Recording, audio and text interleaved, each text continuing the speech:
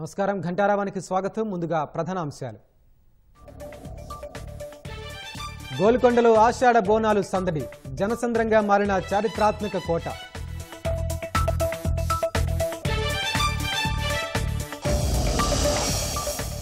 ములుగు జిల్లా వెంకటాపూర్లో విషాదం, పాము కాటుతో 10 ఏళ్ల బాలిక మృతి.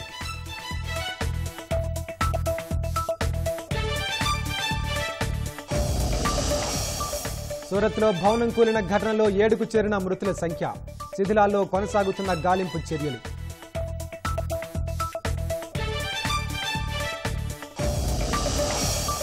లద్దాఖ్లో చైనా కవ్వింపులకు భారత్ చెక్, జొరావర్ పేరుతో సరికొత్త ఆయుధం సిద్ధం.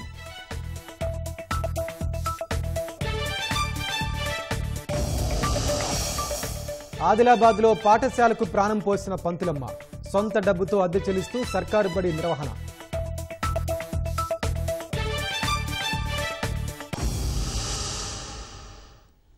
ములుగు జిల్లా వెంకటాపూర్ మండలంలో విషాదం చోటు చేసుకుంది. శాంతినగర్లో పాము కాటుకు 10 సంవత్సరాల చిన్నారి మృతి చెందింది.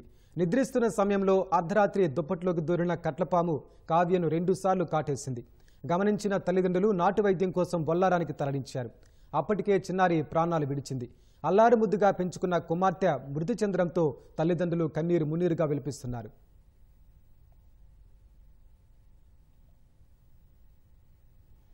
గుజరాత్లోని సూరత్లో 6 అంతస్తుల భవనం కుప్పకూలిన ఘటనలో మృతుల సంఖ్య 7కు చేరింది. శిథిలాల కింద చిక్కుకున్న ఓ మహిళను ఎన్డీఆర్ఎఫ్ సిబ్బంది సురక్షితంగా బయటకు తీశారు. శనివారం మధ్యాహ్నం 2 గంటల 45 నిమిషాలకు భవనం కుప్పకూలిందని అధికారులు తెలిపారు. సమాచారం అందిన వెంటనే అగ్నిమాపక సిబ్బంది, ఎస్డీఆర్ఎఫ్, ఎన్డీఆర్ఎఫ్ బృందాలు ఘటనా స్థలానికి చేరుకుని సహాయక చర్యలు చేపట్టాయని వెల్లడించారు. రాత్రంతా సహాయక చర్యలు కొనసాగాయని వివరించారు. 2016లో నిర్మించిన భవనం కొన్ని రోజులుగా కురుస్తున్న భారీ వర్షాలకు కూలిపోయినట్లు పోలీసులు తెలిపారు. సమీపంలోని ఫ్యాక్టరీలో పనిచేసే కార్మికులు ఈ భవనంలో నివసిస్తున్నారని పేర్కొన్నారు. జమ్మూ కాశ్మీర్లోని రజౌరీ జిల్లాలో ఉగ్రవాదులు జరిపిన కాల్పుల్లో ఒక సైనికుడు గాయపడ్డారు. గలూతీ గ్రామంలోని సెంట్రీ పోస్టులో విధులు నిర్వహిస్తున్న సిబ్బందిపై తెల్లవారుజామున 4 గంటలకు ముష్కరులు కాల్పులకు తెగబడ్డారని అధికారులు తెలిపారు. సైన్యం, ముష్కరుల మధ్య దాదాపు అరగంట పాటు ఎదురుకాల్పులు జరిగాయని వెల్లడించారు. అయితే కాల్పులు జరుగుతుండగానే ముష్కరులు సమీపంలోని అటవీ ప్రాంతంలోకి పారిపోయారని అధికారులు పేర్కొన్నారు. ఉగ్రవాదులను మట్టుబెట్టేందుకు అటవీ ప్రాంతంలో గాలింపు చర్యలు చేపట్టామని తెలిపారు. అమెరికాలో తుపాకీ మళ్లీ గర్జించింది. ఉత్తర కెంటకీలోని ఓ ఇంట్లో పార్టీ జరుగుతున్న సమయంలో దుండగుడు కాల్పులకు తెగబడ్డాడు. ఈ దుర్ఘటనలో 4 మరణించగా మరో 3 తీవ్రంగా గాయపడ్డారు. సమాచారం అందుకున్న పోలీసులు ఘటనా స్థలానికి చేరుకుని నిందితుడు పారిపోయేందుకు ప్రయత్నించాడు. పోలీసులు వెంబడిస్తున్న క్రమంలో దుండగుడి కారు అదుపు తప్పి ఓ కాలువలోకి దూసుకెళ్లింది. తప్పించుకునేందుకు దారి లేకపోవడంతో నిందితుడు తనను తాను తుపాకీతో కాల్చుకున్నాడు. ఆసుపత్రికి తీసుకెళ్తుండగా చనిపోయాడు. అగంతకుడి కాల్పుల్లో గాయపడ్డ 3 పరిస్థితి విషమంగా ఉన్నట్లు వైద్యులు తెలిపారు. వారిని సిన్సినాటిలోని ఆసుపత్రికి తరలించి చికిత్స అందిస్తున్నారు.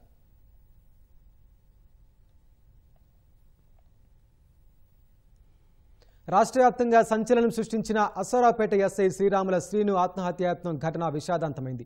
హైదరాబాద్లోని ఓ ఆసుపత్రిలో చికిత్స పొందుతున్న ఆయన తుదిశ్వాస విడిచారు. సిఐ జితేందర్ రెడ్డి సహా 4 కానిస్టేబుల్స్ పనిలో సహకరించకపోవడమే కాకుండా కులం పేరుతో వేధించారని ఆత్మహత్యాయత్నం అనంతరం ఎస్ఐ శ్రీను ఓ వీడియోలో తన గోడు వెళ్లబోసుకున్నారు.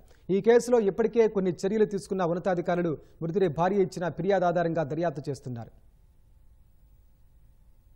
భద్రాద్రి కొత్తగూడెం జిల్లా అశ్వారావుపేట ఎస్ఐ శ్రీరాములు శ్రీను గత జూన్ 30న మహబూబాబాద్లో పురుగుల మందు తాగి ఆత్మహత్యాయత్నానికి పాల్పడ్డారు. వారం రోజులుగా హైదరాబాద్లో ఓ ఆసుపత్రిలో చికిత్స పొందుతూ శనివారం అర్ధరాత్రి తుదిశ్వాస విడిచారు. ఈ ఏడాది ఫిబ్రవరిలో మణుగురు పోలీస్ స్టేషన్ నుంచి అశ్వారావుపేట పోలీస్ స్టేషన్కు ఎస్ఐ శ్రీను బదిలీపై వచ్చారు. ఆయన స్వగ్రామం వరంగల్ జిల్లా నల్లబెల్లి మండలం నారక్కపేట. 2014లో ఎస్ఐగా ఎంపికయ్యారు. అశ్వారావుపేట సిఐ జితేందర్ రెడ్డి, కానిస్టేబుల్స్ శేఖర్, శివనాగరాజు, సన్యాసి నాయుడు, సుభాని పనిలో సహకరించకపోగా తనను తీవ్రంగా వేధించారని ఎస్ఐ శ్రీను ఓ వీడియోలో తెలిపారు. కులం పేరుతో కించపరిచేవారని ఆవేదన వ్యక్తం చేశారు. సిస్టమ్ వరకు రికార్డ్ రాయడం, డబ్బా రేట్లు ఉంటారు. వాళ్ళు కూడా పెట్టుకొని కావాలని నా వర్క్ ఆపుతారు. ఎందుకు ఆపుతారంటే నేను ఇట్లా చేస్తాం, నువ్వు ఎవరినైనా పెట్టుకున్నా చేయము, దీన్ని వీడియో చేసుకుంటాం అని బ్లాక్మెయిల్ చేయడం. సర్లే అని వేరే ఉమ్మడి పీసీని ఇంకో హరి కానిస్టేబుల్ని నేను పెట్టుకొని నడిపిస్తున్నా. మేము చెయ్యము ఇంకోని చేయనియం అని వాళ్ళని కూడా తిట్టడం. ఈ విషయాలన్నీ సిఐ గారు చెప్తే సిఐ గారు కూడా నన్నే హరాస్మెంట్ చేయడం వాళ్ళ మాటలన్నీ. సహచర సిబ్బంది వేధింపులు ఎక్కువయ్యాయని సిఐ జితేందర్ రెడ్డి 4 నెలల్లోనే 4 మెమోలు ఇచ్చారని ఎస్ఐ శ్రీను గోడు వెళ్లబోసుకున్నారు. ఉన్నతాధికారులకు ఫిర్యాదు చేసినా పట్టించుకోలేదని, బదిలీ కోసం చేసిన ప్రయత్నాలు ఆలస్యమయ్యాయని చెప్పారు. ఈ విషయాలన్నీ మళ్ళీ డిఎస్పీ గారికి ఒక రిపోర్ట్ రూపంలో డిఎస్పీ గారికి పెట్టిన. ఆయన ఏం పట్టించుకోలేదు. సిఐ ఏమో చెప్తే పట్టించుకోడు, నా మాట వినడు. పడడానికి పోయినా కూడా కూర్చోమని చెప్పకపోవడం, నీళ్ళు పెట్టించి మాట్లాడడం. విషయాలన్నీ కూడా నేను ఎస్పీ గారికి ఒక కానిస్టేబుల్ రిపోర్ట్ పెట్టి 25 days అవుతుంది. ఇప్పటివరకు దాని మీద యాక్షన్ లేదు. ఎస్బీఐ గారు కూడా చెప్పిన, చూద్దాం సార్ వచ్చినాక, ఎస్పీ గారు లీవ్లో ఉన్నాడు, వచ్చినాక చెప్దాం, వాళ్ళని ఏదో చేద్దాం అని సార్ కూడా అన్నాడు. సార్ ఆ ప్రాసెస్ అయితే లేదని రోజుకు ఈ జరుగుతుంది. సిఐ గారు చిన్న వాటి కూడా మెమోస్ ఇవ్వడం కావాలని, క్లోజర్స్ పంపిస్తే చిన్న కారణాలతో రిటర్న్ పంపడం. ఎన్నిసార్లు మా సర్వీస్ పంపించినా చిన్న కూడా రిమార్క్స్ పెడుతూ రిటర్న్ పంపుతా ఉన్నారు. నాకు అర్థమైంది వీరు కావాలనే హెరాస్మెంట్ చేస్తారు. ట్రాన్స్ఫర్ పెట్టుకుందాం అనుకున్నా ప్రయత్నాలు కూడా చేస్తున్నాయి, డిలే అవుతుంది. డిలే ప్రాసెస్లో ఈ హెరాస్మెంట్ ఇంకా ఎక్కువ అవుతుంది. ఆంధ్ర కానిస్టేబుల్ అందరూ కూడా తిరగబడడం, స్టేషన్లో ఉన్న 7 కానిస్టేబుల్ వేసాయి, అసలు వాళ్ళకి మర్యాద ఇవ్వకపోవడం, నువ్వేంది నాకు చెప్పడం అని మరవడం. ఇది ఇప్పటి నుంచి కాదు, గత 3-4 సంవత్సరాల నుంచి వాళ్ళది ఇలాగే ఉంది. వచ్చిన ఎస్ఐలను వాళ్ళ గ్రిప్లో పెట్టుకోవడం, వాళ్ళు చెప్పినట్టే నడవాలి. ఎస్ఐ సొంతంగా నడవడానికి లేదు. ఎస్ఐ సొంతంగా చెప్తుంటే వీళ్ళు పని మానేస్తారు, పని అవుతుంది. పైన ఆఫీసర్లు ఎస్ఐ గారిని అంటాడు, మళ్ళీ మమ్మల్ని బతలాడుకోవాలనే ఉద్దేశం వాళ్ళది. గత నెల 30న స్వయంగా కారు నడుపుకుంటూ వెళ్లిన ఎస్ఐ శ్రీను ఎంతకు తిరిగి రాకపోయేసరికి అశ్వారావుపేట పోలీసులు గాలింపు చేపట్టారు. ఈలోగా ఆయనే 108కి ఫోన్ చేసి తాను మహబూబాబాద్లో పురుగుల మందు తాగి ఆత్మహత్యాయత్నానికి పాల్పడ్డానని చెప్పారు. ఎస్ఐ శ్రీనును హుటాహుటిన హైదరాబాద్ తరలించి ఓ ప్రైవేట్ ఆసుపత్రిలో చికిత్స అందించినా ఫలితం లేకుండా పోయింది. చికిత్స పొందుతూ శనివారం అర్ధరాత్రి ఎస్ఐ శ్రీను చనిపోయారు. ఈ ఘటనపై ఇప్పటికే పోలీసు ఉన్నతాధికారులు చర్యలు చేపట్టారు. ఆరోపణలు ఎదుర్కొంటున్న అశ్వారావుపేట సీఐ జితేందర్ రెడ్డిని వరంగల్ ఐజీకి, 4 కానిస్టేబుల్స్ను భద్రాద్రి కొత్తగూడెం జిల్లా ఎస్పీ కార్యాలయానికి అటాచ్ చేశారు. తన భర్త ఆత్మహత్యకు సీఐ జితేందర్ రెడ్డి, కానిస్టేబుల్స్ శేఖర్, శివనాగరాజు, సన్యాసినాయుడు, సుభానీలే కారణమని ఎస్ఐ శ్రీరాముల శ్రీను భార్య కృష్ణవేణి పోలీసులకు ఫిర్యాదు చేశారు. వీరిపై ఎస్సీ/ఎస్టీ అట్రాసిటీ కేసు నమోదు చేశారు. విదేశాల్లో ఉద్యోగ అవకాశాలు అనగానే డబ్బులు చెల్లించి మోసపోవద్దని హైదరాబాద్ సిసిఎస్ డీసీపీ శ్వేత నిరుద్యోగ యువతకు సూచించారు. బ్రిటన్, పోలాండ్, కెనడా దేశాల ఉద్యోగ వీసాల పేరుతో 100 మంది నుంచి 7 కోట్లు వసూలు చేసిన నకిలీ కన్సల్టెన్సీ నిర్వాహకుడిని పోలీసులు అరెస్టు చేశారు.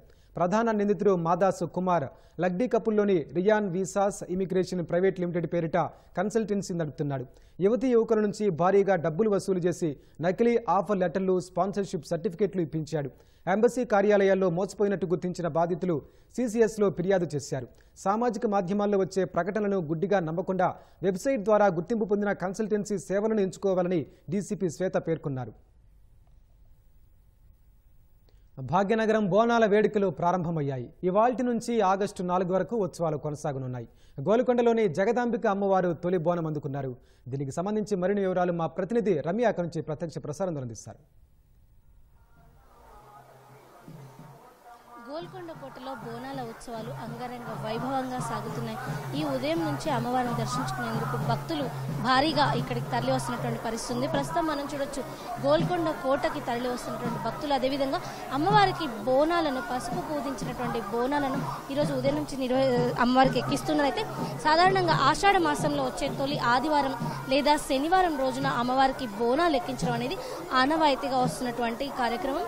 అయితే దశాబ్దాలుగా గోల్కొండ కోటలో ఉన్నటువంటి శ్రీ జగదాంబిక అమ్మవారు, అదేవిధంగా మహంకాళి అమ్మవార్లకి భక్తులు బోనాలను ఎక్కిస్తూ ఉన్నారైతే నజర్ బోనం పేరుతో అమ్మవారికి తొలి బోనాన్ని ఇచ్చిన తర్వాతనే ఈ బోనాల కార్యక్రమం ప్రారంభమవుతుందని చెప్తారైతే ఈసారి అమ్మవారికి బోనాల ఉత్సవాలను అత్యంత వైభవంగా నిర్వహించేందుకు గాను ప్రభుత్వం తరఫున సైతం భారీ ఏర్పాట్లను చేశారు. ఇక మరి కాసేపట్లో మంత్రి కొండా సురేఖ చేతుల మీదుగా జగదాంబిక అమ్మవారికి పట్టు వస్త్రాలను ప్రభుత్వం తరఫున సమర్పించిన ఆ తర్వాత లంగర్ హౌస్ నుంచి అమ్మవారి ఘటాల ఊరేగింపు సైతం కనువిందుగా సాగనుంది. ఇక ఈ రోజు నుంచి మొత్తం 9 వారాల పాటు 9 వారాలు అంటే ఆషాఢ మాసంలో వచ్చి ప్రతి ఆదివారం అదే గురువారాల్లో అమ్మవారికి అంటే వారానికి 2 సార్లు చొప్పున 9 వారాల పాటు జగదాంబిక అమ్మవారికి ఈ బోనాల ఉత్సవం అంగరంగ వైభవంగా సాగనుంది.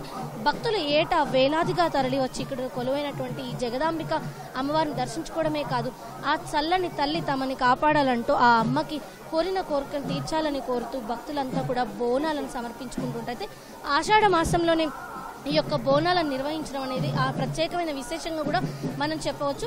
అనేక ప్రాంతాల నుంచి ఇక్కడికి వచ్చేటువంటి భక్తులు ఇక్కడే బోనాలను తయారు చేసుకొని కొండపైన కొలువైనటువంటి జగదాంబిక అమ్మకి ఈ బోనాన్ని కూడా సమర్పిస్తూ ఉంటారు. డిల్లం చప్పుళ్ళు, బళ్ళెం మోతలు, అదేవిధంగా డప్పు డోలు విన్యాసాల మధ్య బోనాల వైభవం అనేది గోల్కొండ కోటలో మారు మోగుతున్నటువంటి పరిస్థితి ఉంటుంది. పడతులు బోనాన్ని తలపై పెట్టుకొని ఆ చల్లని తల్లికి బోనాన్ని సమర్పించేందుకు అత్యంత భక్తి శ్రద్ధలతో అమ్మవారిని దర్శనానికి సైతం వెళ్తూ ఉంటారు. చిన్న పెద్ద అనే తేడా లేకుండా ప్రతి ఒక్కరు కూడా ఈ బోనాన్ని తల్లికి ఇచ్చేందుకు ఎంతో ఇష్టంగా వెళ్తూ ఉంటారు. మీరు ఎక్కడి నుంచి వచ్చారు? ఎన్ని సంవత్సరాల నుంచి బోనాలు ఇస్తున్నారు? తార్నాక నుండి వచ్చామండి. మేము 8 years నుంచి చేస్తున్నాం బోనం. ఎలా అనిపిస్తుంది గోల్కొండలో బోనం సమర్పించిన ఇక్కడ విశేషం మీకేంటి? బాగా జరుగుతుంది, అనుకున్న కోరికలన్నీ నెరవేరుతాయి. బాగుంది కాబట్టి ప్రతి ఇయర్ చేస్తున్నాము. మీరు ఎక్కడి నుంచి వస్తున్నారు? దిల్షుక్ నుంచి. అమ్మవారికి ఒడి నింపడానికి వెళ్తున్నారా?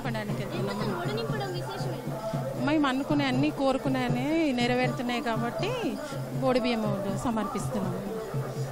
తల్లి తమను చల్లగా చూడాలని కోరుతూ ఆ అమ్మకి ఒడి నింపడం కూడా ఆనవాయితీ. అయితే బోనాల విశేషాల్లో మనం చూసినట్లయితే కనుక అమ్మకి బోనంతో పాటుగా పసుపు, కుంకుమలు, గాజులు, బట్టలతో కూడినటువంటి ఒడినింపు కార్యక్రమంతో పాటు ఆ అమ్మకి తొట్టెలను సైతం సమర్పిస్తారు. అప్పట్లో చిన్నారులకు అనేక రకాల వ్యాధులు వచ్చేవి అని చెప్పేసి వారు ప్రతి ఇంట్లో కూడా చిన్నారులు ఇబ్బంది పడుతున్నటువంటి పరిస్థితులు ఆ చల్లని తల్లి తమ పిల్ల పాపాలని కాపాడాలని మొక్కుతూ ఈ బోనాల ఉత్సవాలు గోల్కొండలో ప్రారంభమయ్యాయని కూడా కథలుగా చెప్తుంటారు. ఈ నేపథ్యంలో భక్తులు ఆ తల్లి తమ ఇంటి చంటి బిడ్డలను చల్లగా చూడాలని మొక్కుతూ ఇక్కడికి తొట్టెలను సైతం తీసుకొచ్చి ఆ అమ్మకి సమర్పిస్తూ ఉంటారు. ప్రస్తుతం అయితే మనం చూస్తున్నాం గోల్కొండ కోటకి భారీగా తరలి వస్తున్నటువంటి మహిళలు తలపై బోనాలను పెట్టుకుని ఆ చల్లని తల్లికి తమ యొక్క మొక్కులు చెల్లించుకుంటున్నటువంటి పరిస్థితి. ప్రతి ఏడాది కూడా ఆషాఢ మాసం వచ్చిందంటే చాలు గోల్కొండ పరిసర ప్రాంతం అంతా కూడా భక్తి పారవస్యంతో ఉంటుందని చెప్పొచ్చు. కుల మతాలకు అతీతంగా అనేక మంది ఇక్కడికి వచ్చి ఆ తల్లికి బోనాలను సమర్పిస్తుంటారు. మరి ముఖ్యంగా విదేశీయులు సైతం ఈ యొక్క బోనాల ఉత్సవాల్లో పాల్గొనేందుకు ఎంతో ఆసక్తి చూపిస్తుంటారు. ఇక్కడ జరిగేటట్టు ఈ వేడుకని చూసేందుకు ఎంతో మంది ఇక్కడికి అనేక ప్రాంతాల నుంచి, కేవలం హైదరాబాద్ నుంచే కాకుండా అనేక ప్రాంతాల నుంచి వచ్చి గోల్కొండలో జరిగేటువంటి ఈ బోనాల ఉత్సవాలను ఎంతో ఆసక్తిగా తిలకిస్తూ ఉంటారు. మొత్తంగా అయితే ఈ రోజు మొదలు 9 వారాల పాటు గోల్కొండలో బోనాల వైభవం కొనసాగనుంది. కెమెరా పర్సన్ నవీన్తో రమ్య, ఈటీవీ న్యూస్, హైదరాబాద్. గురువంటే నిత్య చైతన్య దీప్తి, గురువంటే అక్షరాల దీపం వెలిగించే కాంతి పుంజం, తల్లిదండ్రుల తర్వాత పిల్లల తలరాత్రి మార్చే మంత్రదండం. ప్రైవేటు మోజుతో విద్యా బోధనలలో కొత్త పోకడలకు పోతున్న తరుణంలోనూ ప్రభుత్వ బడినే ప్రయోగశాలగా మార్చే గురువులు లేకపోలేదు. విద్యార్థుల జీవితాలను తీర్చిదిద్దే మార్గదర్శకులు కొదవలేదు. అలాంటి కోవలోకి వచ్చే ఓ పంతులమ్మ కథ ఇప్పుడు చూద్దాం. కుమురం భీం కారణి ప్రభుత్వ పాఠశాల అని 4 అక్షరాలతో సాదా సీదాగా రాసి ఉన్న ప్రహరీని చూస్తే ఇదేంటి అని అనుకోవచ్చు. కాని ఇందులో 83 మంది విద్యార్థుల భవిష్యత్తు రూపుదిద్దుకుంటుందంటే నమ్ముతారా? అందుకు కొత్తూరి శ్రీలత అనే ఈ పంతులమ్మ కారణమంటే నమ్మగలరా? కాని మీరు విన్నది నిజమే. ఆదిలాబాద్లోని కుమురం భీం కారణిలో మూతబడిన పాఠశాలను 2019లో తిరిగి తెరిపించారు టీచరమ్మ. డ్రాపౌట్లుగా ఉన్న 40 మంది పిల్లల్ని చేరదీసి బడిబాట పట్టించారు. బడికి భవనం లేనందున సొంత డబ్బులతో ఓ ఇంటిని అద్దెకు తీసుకుని 5 ఏళ్లుగా పాఠాలు చెప్తున్నారు. ఆమె ప్రయత్నం వల్ల కాలనీవాసుల్లో మార్పు వచ్చింది. విద్యార్థుల సంఖ్య 83 మందికి చేరింది. ఆటపాటల మధ్య పేద విద్యార్థుల చదువు ఆనందంగా సాగుతోంది.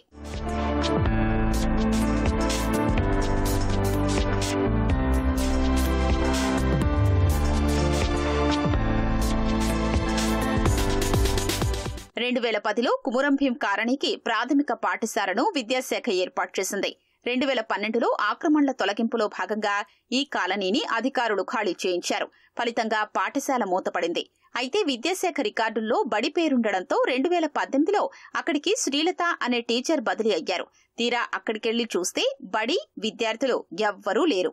విషయం అప్పటి కలెక్టర్ దివ్యా దేవరాజన్ దృష్టికి వెళ్లడంతో శ్రీలతను ఆమె ముందు పనిచేసిన సాంగిడికి మళ్లీ డిప్యుటేషన్ పై పంపించారు. ఇక్కడితో కథ పరిసమాప్తమైందని అందరూ అనుకున్నారు. శ్రీలత టీచర్ డిప్యుటేషన్ పై వెళ్లినప్పటికీ ఆమె దృష్టి అంతా కుమురం భీం కాలనీ చుట్టే తిరగడం ప్రారంభమైంది. ఈలోగా నిర్వాసితులైన పేదలకు మరోచోట ప్రభుత్వం ఇళ్ల స్థలాల్ని కేటాయించగా కొత్త కాలనీ ఏర్పడింది. కానీ అందులో బడి ప్రస్తావనే లేదు. వేసవి సెలవుల్లో శ్రీలత తన భర్త అశోక్తో కలిసి వెళ్లి కాలనీలో పరిశీలించగా 40 మంది పేద విద్యార్థులు డ్రాపౌట్లుగా మారినట్లు తేలింది. వారికెలాగైనా చదువు చెప్పాలని భావించిన పంతులమ్మ సాంగిడిలో డిప్యుటేషన్ రద్దు చేసుకుని కుమురం భీం కాలనీకి వచ్చేసింది.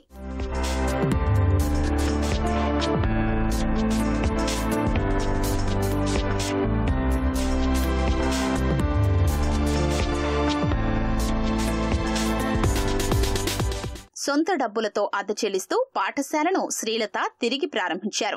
4 ఏళ్ల కింద ఈ విషయం తెలుసుకున్న అప్పటి కలెక్టర్ దివ్యా దేవరాజన్ బడి కోసం 4 గుంటల ప్రభుత్వ స్థలం కేటాయించారు. అయినా శ్రీలత వెనకడుగు వేయలేదు. ప్రస్తుత కలెక్టర్ రాజర్షిషా భవనం కోసం 20 లక్షలు మంజూరు చేయడంతో శ్రీలత చొరవ వృధా పోలేదని తేలింది. ఇతర ప్రభుత్వ పాఠశాలల కంటే తీసిపోని విధంగా మధ్యాహ్న భోజనం, ఆటపాటల మధ్య కృత్యాధార బోధన సాగుతోంది.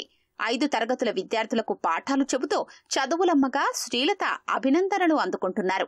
మధ్యాహ్న భోజనంతో పేద విద్యార్థులకు ఓ పూట ఆకలి తీరుతోంది. మధ్యలో ఆగిపోయిన చదువులు మళ్లీ వికసించాయి. నాకు ఒక ఆలోచన ఏమొచ్చిందంటే, నాకు ఎక్కడ కేటాయించబడ్డదో ఆ పాఠశాలలోనే నేను ఎక్కడ డిప్యుటేషన్ కాకుండా నా పాఠశాలలోనే సొంతగా నేను పాఠశాలను రన్ చేయాలని అనుకున్నా. ఇక్కడికి వచ్చి సమ్మర్లో నేను ఒక నెల రోజులు మొత్తం సర్వే చేయడం జరిగింది. ఒక పేద పిల్లలకి ఒక విద్యను అందించాలన్న ఉద్దేశంతో, పిల్లలందరూ డ్రాప్ అవుట్ కావద్దన్న ఉద్దేశంతో నేను ఒక పాఠశాల భవనాన్ని మొదట 3,500కి నేను అద్దెకు తీసుకున్నాను. సొంతగా నేను పెట్టుకుంటున్నా. ఎందుకంటే నాకు అదొక తృప్తి. ఒక ఉపాధ్యాయురాలుగా పేద పిల్లలకు ఒక చక్కని విద్యను అందించడం అంటే 100% నేను ఇక్కడ అందరికీ విద్యను పూర్తి స్థాయిలో అందించకపోయినా ఒక 60% మంది పిల్లలకు మాత్రం నేను ఖచ్చితంగా మంచి విద్యను అందిస్తున్నా. మా టీచర్ చాలా మంచిగా చూసుకుంటుంది. మాకు ప్రోగ్రాంలు చేపిస్తుంది, డ్యాన్సులు చేపిస్తుంది. మేము బడికి రాకపోతే మా టీచర్ మాకు పిలుస్తుంది. రాండ్రి అలాగిది ఉన్నది, ప్రోగ్రాం ఉన్నది అని పిలుస్తుంది మా టీచర్. మాకు ఒక్కరోజు కూడా హాజరుపోనియదు మా టీచర్. మాకు కూడా రావాలని అనిపిస్తుంది రోజు. నేను రోజు బడికి మా మేడం కూడా వస్తుంది. నేను కూడా వంట చేస్తా. నేను ఇంటికాడ ఎట్లా వంట చేస్తా అట్లా శుభ్రంగా నేను వంట కూడా చేస్తా. మళ్ళీ ఇంకా కూరగాయలు కూడా పెడతా. మళ్ళీ గుడ్డు 2 గుడ్డు పెడతా. ఒకసారి ఏమో అరటిపండు పెడతా. ఇప్పుడు దాకా ఎవరు మాకు ఇంత కాంప్లైంట్స్ కూడా ఇవ్వలేదు సార్. రికార్డుల్లో ఉన్న క్షేత్రస్థాయిలో మూతపడిన పాఠశాలను తిరిగి తెరిపించడం ఓ సగటు ఉపాధ్యాయురాలిగా అసాధ్యమే. కానీ అసాధ్యాన్ని శ్రీలత టీచర్ సుసాధ్యం చేయడం అభినందనీయం. ఆయుధం కంటే అక్షరం గొప్పది, పదునైనది. సావధానంగా ఆలోచిస్తే తనను తాను సంస్కరించుకోవచ్చు, సమాజాన్ని తీర్చిదిద్దవచ్చు. గురువులైతే పిల్లలకు పాఠాలు చెప్పవచ్చు, విద్యా వ్యవస్థ బలోపేతానికి బాటలు వేయవచ్చు. శ్రీలత ఉదాహరణ కాదంటారా? ఒక క్షణం మీరు ఆలోచించండి. కెమెరామెన్ కిరణ్తో మణి, ఈటీవీ న్యూస్, ఆదిలాబాద్. తూర్పు లద్దాఖ్లో చైనా సేనల కవ్వింపులకు చెక్ పెట్టేందుకు భారత్ సరికొత్త ఆయుధాన్ని సిద్ధం చేస్తోంది. ఎలాంటి పరిస్థితుల్లో అయినా శత్రువులను తరిమికొట్టే తేలికపాటి యుద్ధ ట్యాంకు జొరావర్ను తయారు చేసింది. రక్షణ పరిశోధన అభివృద్ధి సంస్థ DRDO, LNTలు సంయుక్తంగా జొరావర్ను అభివృద్ధి చేశాయి. ట్రయల్ పరీక్షలను నిర్వహించేందుకు సిద్ధమయ్యాయి. తూర్పు లద్దాఖ్లో వాస్తవాధీన రేఖ వెంబడి చైనాతో ఉద్రిక్తతలు కొనసాగుతోన్న వేళ చైనా దుందుడుకు చర్యలను అడ్డుకునేందుకు రక్షణ పరిశోధన అభివృద్ధి సంస్థ DRDO, ప్రైవేటు సంస్థ LNTలు సంయుక్తంగా జొరావర్ అనే తేలికపాటి యుద్ధ ట్యాంకును అభివృద్ధి చేశాయి. ప్రస్తుతం పరీక్షల దశలో ఉన్న ఈ యుద్ధ ట్యాంకును పూర్తిగా స్వదేశీ సాంకేతికతతో దేశీయంగా రూపొందించారు. పరీక్షల నేపథ్యంలో DRDO chief doctor Sameer V. Kamath గుజరాత్లోని LNT ప్లాంట్ను సందర్శించి ప్రాజెక్టు పురోగతిపై సమీక్ష నిర్వహించారు. జొరావర్ తేలికపాటి యుద్ధ ట్యాంకులను 2027లో సైన్యంలోకి ప్రవేశపెట్టే అవకాశం ఉందని సమీర్ V. కామత్ తెలిపారు. తూర్పు లద్దాఖ్లోని ఎత్తైన ప్రదేశాలలో మోహరించేందుకు ఉద్దేశించిన ఈ యుద్ధ ట్యాంకులను 2 ఏళ్లలోనే అభివృద్ధి చేశారు. రక్షణ ఉత్పత్తులను దేశీయంగా అభివృద్ధి చేయడంలో భారత్ సాధించిన పురోగతికి ఇదే నిదర్శనమని నిపుణులు చెబుతున్నారు. రష్యా ఉక్రెయిన్ యుద్ధం నుంచి నేర్చుకున్న పాఠాలతో జొరావర్ తేలికపాటి యుద్ధ ట్యాంకులో యుఎస్వి అనే సాంకేతికతను జోడించారు. అంటే మానవ ప్రమేయం లేకుండా పనిచేసే విధంగా రూపొందించారు. It's indeed a momentous day for all of us.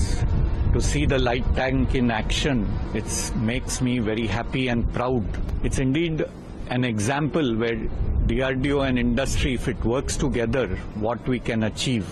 In a short period of 2 years to 2.5 years, we have not only designed this tank, but made a first prototype. And now the first prototype will undergo development trials over the next 6 months. And then we will be ready to offer it to our users for user trials. గుజరాత్లోని హజీరాలో ఉన్న L&T ప్లాంట్లో జొరావర్ తేలికపాటి యుద్ధ ట్యాంకులను ఉత్పత్తి చేయనున్నారు. 25 టన్నుల బరువున్న ఈ యుద్ధ ట్యాంకును అతి తక్కువ సమయంలో రూపొందించడమే కాకుండా ట్రయల్స్ కు సిద్ధం చేశారు. పరీక్షల్లో మెరుగైన ప్రదర్శన కనబరిస్తే తొలి విడతలో సైన్యానికి 59 ట్యాంకులను ఎల్ఎన్టీ సంస్థ అందించనుంది. పరీక్షలు పూర్తి కావడానికి 12 నుంచి 15 నెలల సమయం పడుతుందని ప్రాజెక్టు అధికారులు తెలిపారు. బరువు తక్కువగా ఉండటంతో లోయల్లో వేగంగా వెళ్తుందని చెప్పారు. యుద్ధ ట్యాంకులో అమర్చడానికి కావాల్సిన మందుగుండు సామాగ్రి తొలుత బెల్జియం నుంచి రానుంది. ఆ తర్వాత డిఆర్డీఓ వాటిని దేశీయంగా అభివృద్ధి చేయనుంది. భారత వాయుసేనకు చెందిన C-17 సరుకు రవాణా విమానం ఒకేసారి 2 యుద్ధ ట్యాంకులను లక్షిత ప్రాంతాలకు చేర్చగలదు. రంగారెడ్డి జిల్లా హైత్ నగర్లోని ఓ ప్రైవేట్ పాఠశాలలో పేరెంట్స్ డే వేడుకలు ఘనంగా నిర్వహించారు. నర్సరీ నుంచి 10వ తరగతి వరకు చిన్నారులు ఆటపాటలతో అలరించారు. విద్యార్థుల తల్లిదండ్రులకు ఉపాధ్యాయులు వివిధ రకాల ఆటలు నిర్వహించి గెలిచిన వారికి బహుమతులు అందజేశారు. వేడుకల్లో చిన్నారుల కేరింతలు ఆటపాటలు చూసి తల్లిదండ్రులు ఆనందం వ్యక్తం చేశారు. ప్రతి విద్యార్థి పరిపూర్ణత కలిగిన దేశ పౌరుడిగా ఎదగాలని పాఠశాల డైరెక్టర్ సూచించారు. వేడుకల్లో విద్యార్థుల నృత్యాలు ప్రత్యేక ఆకర్షణగా నిలిచాయి. ఉపాధ్యాయులు, విద్యార్థుల తల్లిదండ్రులు పెద్ద సంఖ్యలో పాల్గొని కార్యక్రమాన్ని విజయవంతం చేశారు.